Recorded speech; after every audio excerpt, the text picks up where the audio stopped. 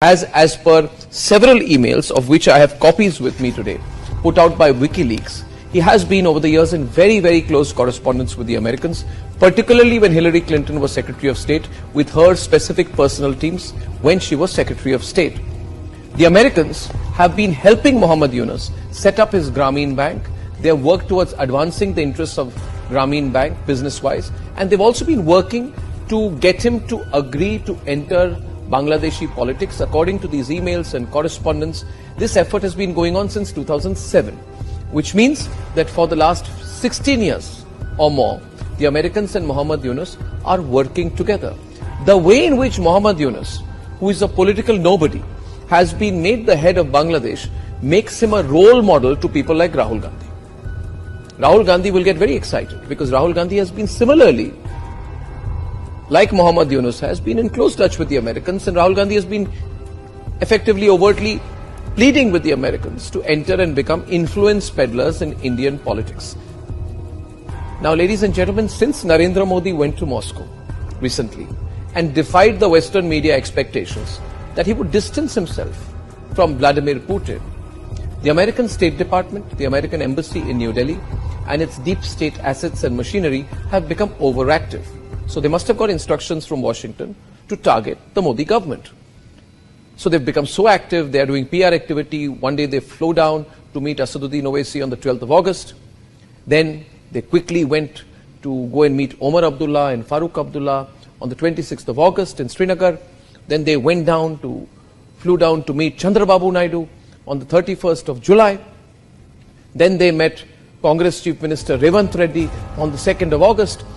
You know, if you look at the way these American diplomats are behaving, it's almost like they're going to fight an election in India, or that they have been given the responsibility of forming an alternative political setup. It's embarrassing.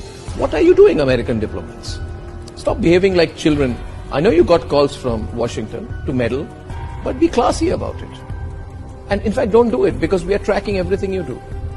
The American embassy has also started, after these elections, they've started conducting workshops for Indian influencers on social media.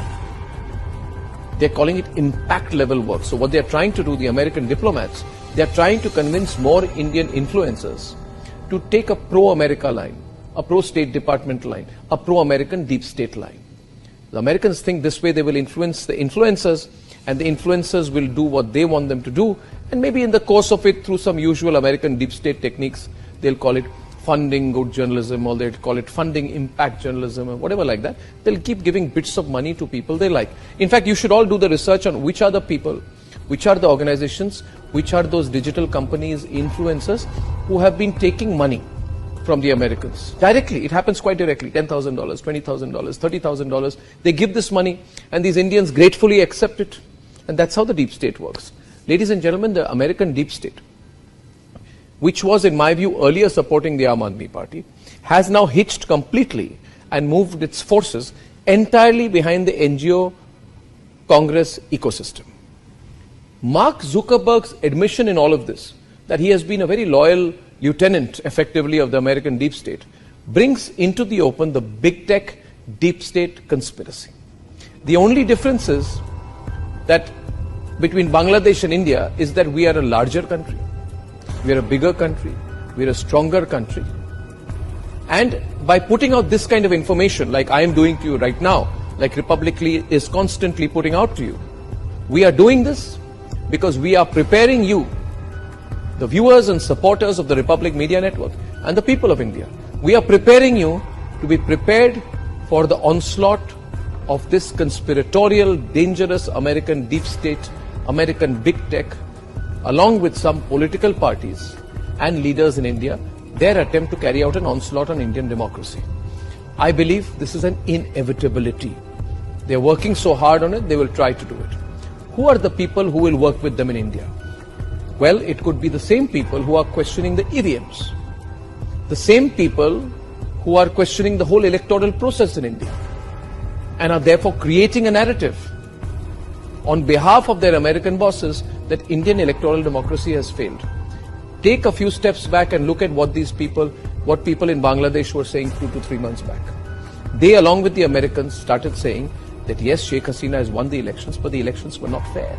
The electoral process is not fair. Now, was the coup fair? Was the military coup fair?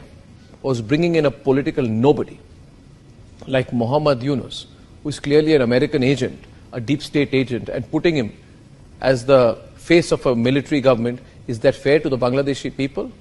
Is the crashing of the Bangladeshi economy fair? Are the killings of Hindus fair? Ladies and gentlemen, the people in India, the Mir Jafars, feel that if the Americans could make Muhammad Yunus the leader of Bangladesh, then they too can use the Americans as a springboard to come to power in India.